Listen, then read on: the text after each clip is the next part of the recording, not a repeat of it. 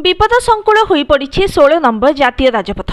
केतेबेले bridge भुशुड़ी पड़ुछि तो केतेबेले रास्ता तलु माटी धसी जाउछि, जहा फଳରେ यात्रींकर धन जीवन प्रति विपद सृष्टि होइछि। गत वर्ष जुलाई मासरे कुआखिया निकटरे ब्रिज भुशुड़ी पड़िथिबा बेले एठी सठीपुर निकटरे रास्ता तलु माटी धसी जाइछि, फଳରେ यात्रींक प्रति विपद देखा देइछि।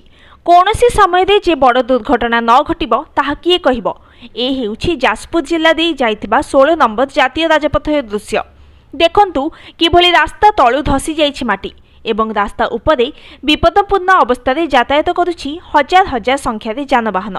पाणीकोइली थाना सठीपुर ब्रजनगर निकटरे देखिबाकु मिलिछि एपरि दृश्य।